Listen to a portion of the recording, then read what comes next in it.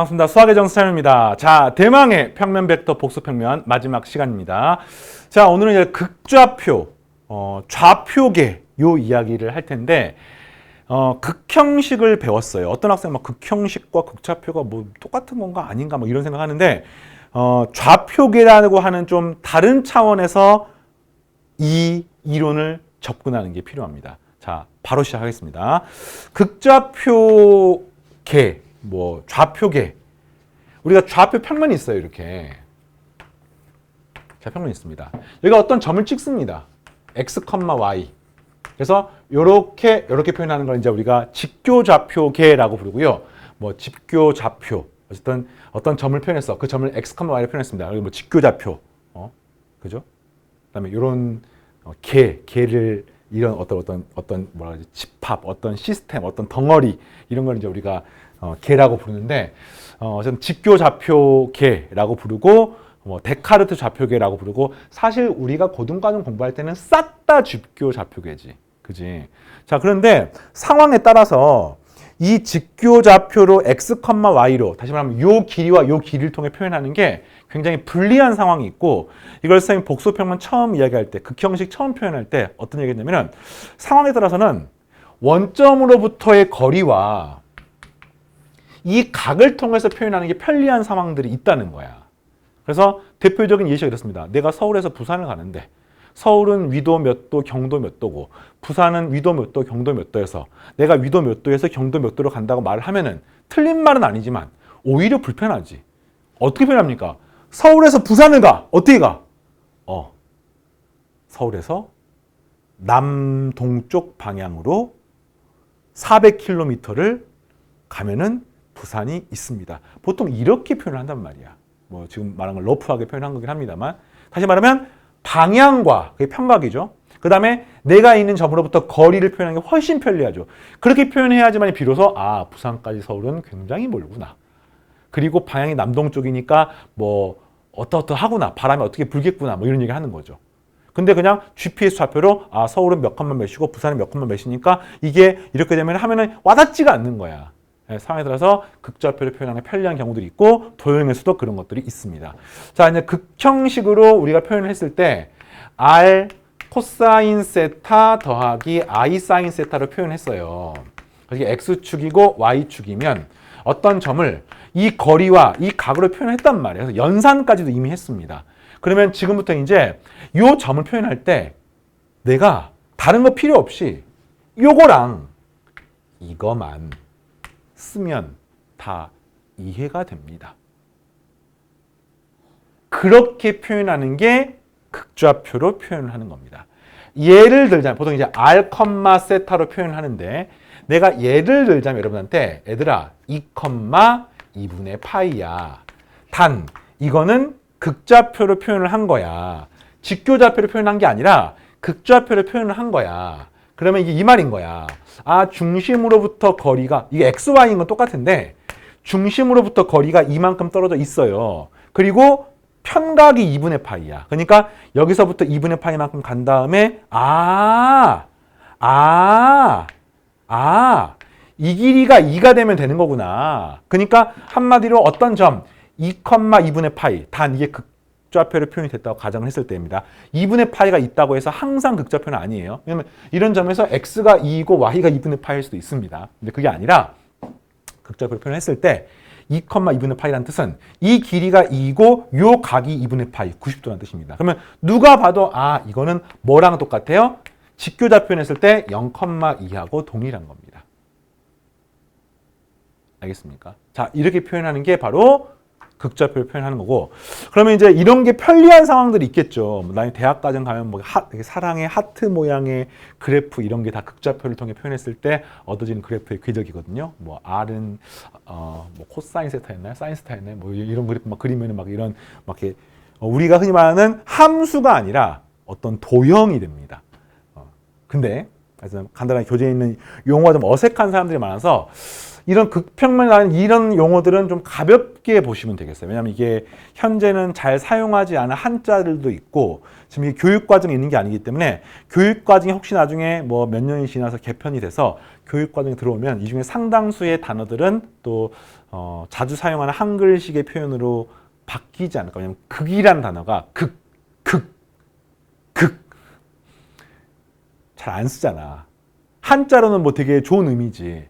근데 현재 안 쓰기 때문에 이런 부분들은 이제 교육과도 개편되면서 많은 수학자들, 수학 교육학 전공하시는 분들께서 이런 부분에 고민들을 하거든요. 수학도 많이 바뀌었습니다. 예전에 중간값 정리가 지금은 순수한 한글말인 사이값 정리로 바뀌었고요. 그런 식으로 이제 잘 쓰지 않는 표현들, 뭐 아마 조만간에 바뀔 만한 용어들이 좀 더 있어 보여요. 논의가 되는 것으로 알고 있거든요. 근데 이제 그런 것들이 대부분 한자 표현, 우리 아버지 세대에 한자를 많이 썼다가 지금은 오히려 영어가 더 익숙하잖아요. 그래서 이제 많이 바뀌고 있는 추세고, 보통 최근 우리나라 추세는 수학이나 과학의 많은 용어들이 한글식으로 많이 바뀌었어요. 한글식으로. 자, 그래서 어쨌든 이런 겁니다. 길이랑 각으로 표현하는 것이 극좌표 표현 출발이고요. 그랬을 때 우리가 길이를 r, 그리고 세타, 이걸 순서상 r, 세타로 표현하는 것을 극좌표라고 부릅니다. 그래서 우리가 극좌표를 표현을 하나, 그 다음에 x, y로 표현을 하나, 서로 사실은 왔다 갔다 할 수가 있는 거야. 이해되겠습니까? 네. 그 말인 거고. 네. 그래서 이제 극좌표의 성질이라고 나와 있는데, 요건 방금 설명했던 것처럼 기하학적으로 이해하면 충분합니다. 막 이 말들을 막 외우는 것은 우선순위가 먼저가 아니에요. 그래서 자, 거리, 각, 이걸 통해서 표현하는 겁니다. 그런데 어떤 재미있는 점이 있냐면은 내가 예를 들어서 각을 표현을 할 때 거리가 3인 건 오케이야. 근데 이 각이 세타라고 하더라도 한 바퀴를 뺑 돌아서 세타일 수도 있고, 두 바퀴를 돌아 세타일 수도 있고, 거꾸로 한 바퀴를 돌아 세타일 수도 있는 거 아닙니까? 그래서 사실은 어떤 특정한 위치에 세타가 있다고 하더라도 그걸 나타내는 각의 표현들은 한 가지가 여러 가지 될 수 있습니다. 그래서 간단하게 그냥 r, 세타 더하기 2m 파이 이렇게 쓰면 됩니다. 이렇게 쓰면 돼요. 알겠어요? 이게 r이 아니라 r, 세타 더하기 2m 파이 하면은 항상 답이야. 근데 이거를 또 m 파이로 고치고 싶어. 그럼 이 m 파이가 n이 짝수냐 홀수냐에 따라서 이게 이제 값이 양수, 음수가 바뀌기 때문에 그랬을 때 마이너스 1 r 제곱 해가지고 이렇게 표현하게 되면은 또 같은 점을 나타내게 됩니다. 근데 이 식을 외우는 거는 사실 그냥 삼각함수만 하면 할 줄 알면 되기 때문에 크게 여러분들 스트레스 받을 필요는 없고, 그냥 방금 했던 것처럼 r, 세타로 표현이 되면은 r, 2m 파이 플러스 세타하고 똑같기 때문에 필요에 따라서는 이렇게 m파이 형태로 바꿀 수도 있다는 정도만 기억하면 되겠습니다. 뭐 이거하고 비슷해요. 여러분들 삼각함수에서 sin x는 알파를 sin 세타는 뭐 k를 만족하는 세타를 알파라고 하면은 이 세타를 일반각으로 표현하게 되면 마이너스 1의 n제곱에 뭐 저거 뭐 표현하는 거랑 비슷한 건데 이 정도만 하겠습니다. 자, 그 다음에 극방정식. 이거는 이제 x랑 y를 r과 세타로 바꾸는 건데 방금 설명했던 거랑 비슷하죠. 네, 그래서 아까 뭐 y축 위에 있는 거 하나 했는데 그냥 뭐 다른 거 해볼까요? 내가 만약에 r, 세타가 2, 3분의 파이야. 그럼 이 x좌표가 뭡니까? 2 코사인 3분의 파이인 거야. y좌표가 2 사인의 3분의 파이인 겁니다. 그래서 이 값이 2 곱하기 2분의 루트 3이니까 루트 3이 되는 겁니다. 그러니까 그래프상에서 이런 거죠. 이런 점. 얘가 1, 얘가 루트 3, 이 각이 3분의 파이. 그래서 이 길이가 2. 길이가 2 곱하기 3분의 파이나 또는 1, 루트 3이나 같은 말입니다. 필요에 따라서 이렇게 왔다 갔다 하시면 되겠습니다. 아시겠죠? 그리고 이제 이 r 세타를 통해서 표현하는 극방정식이라고 부르고, 이런 식으로 이제 표현할 수가 있는데, 요거는 나중에 대학교 아마 1학년 정도 올라가면은 대학 수학 같은 공부를 할 때 이 극방정식으로 표현한 예쁜, 아까 뭐 하트 모양의 그래프가 있거든요. 네, 그런 것들을 표현할 수가 있고, 그 방정식, 도형의 방정식으로 r과 세타를 통해 표현을 하고 나면은 이제 그림도 그릴 수 있고, 그 다음 그런 것들은 x, y로 표현하기 굉장히 곤란합니다. 보통 이제 원형 운동 이런 것들 하는 이런 것들 있잖아. 이런 것들을 도형의 방식 표현할 때 극방정식이 보통은 유리하지요. 이해되겠습니까? 자, 방금 설명했던 내용을 이해하기 위해서 간단하게 지금 이제 이론 설명 다 끝났습니다. 교재 예제 하나 풀어보고 마무리하겠습니다. 얘들아, 안녕. 건강하고 행복하고 새해 복 많이 받고 또 만납시다. 자, 교재 17-14번을 잠깐 볼게요. 어렵지 않은 내용이니까 점을 이렇게 극방정식으로 표현하는 사례들을 한번 살펴보는 거예요. 17-14번. 극좌표로 주어진 점을 대칭 이동하거나 이런 거를 갖다가 또 표현하십시오. 그래서 자, 17-14번 같은 경우에 뭐 1번 이런 겁니다. 어떤 점이 2,3분의 2파이가 있습니다. 이거를 어떻게 하는 거야? X축, Y축, 원점에 대해서 대칭 이동하면 뭐가 됩니까를 물어보는 건데 너무 당연하게 이거는 어떤 식으로 이해하는 거냐면은 X축 그리고 Y축 그리고 그 다음에 원점으로부터 거리가 2이고 이 길이가 2이고 그 다음에 요 각이 3분의 2파이인 점을 나타내는 겁니다. 그러면 그냥 쉽게 기하학적으로 이해할 수 있는 거죠. 이거를 X축의 대칭이동, 원래 이제 X축 대칭이동하면 Y의 부호에 마이너스가 붙고 Y축 대칭하면 X 근데 이건 좀 다르죠.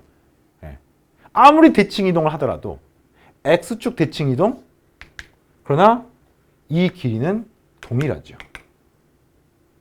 그러니까 길이는 2가 되는 거예요. Y축 대칭이동 그래도 언제나 이 길이는 동일합니다. 그래서 이것도 역시 마찬가지로 원점 동일합니다. 그 대신 뭐만 달라지는 거야? 편각만 달라지는 거지. 근데 그 각이 어떻게 달라집니까? 이게 3분의 2파이야. 이 각이. 근데 이걸 대칭 이동을 했어. 여기가 3분의 파이니까 3분의 파이만큼 또 가는 거지. 그러면 3분의 2파이만 더 가니까 얘가 3분의 4파이가 되는 겁니다.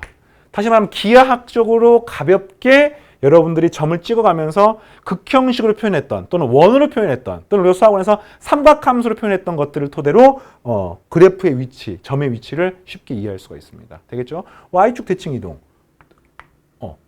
3분의 2파인데 여기 가면은 3분의 파이 바뀌겠네. 원점 대칭 이동 파이만큼 더 가면 되겠죠. 그러면 3분의 5파이가 됩니다. 이거를 공식으로 만들 수도 있죠. 원점 대칭 이동은 항상 파이만큼을 더하거나 빼면 됩니다. 뭐 Y축, X축 만들면 되지만 만드는 걸 따로 외우거나 뭐 이렇게 할 필요는 없고 이 정도로 하면 충분하겠습니다. 자, 17-14번의 뭐 정성 연구를 보면은 좀 현학적으로 나와 있는데 뭐 물론 이게 맞는 표현이긴 합니다만 학생들이 이해를 했을 때는 뭐 이렇게 그림으로 이해하는 것도 괜찮을 것 같고요. 어쨌든 공부에 있어서 중요한 거는 전체를 보는 안목이야. 하나하나의 내용도 물론 중요하지만 쌤이 특히나 이 강좌 이제 끝났어요. 끝났습니다. 이 강좌, 이 교재에서 강조했던 거는 다른 정석 강의했던 거랑 좀 많이 다르지. 전체를 보는 안목.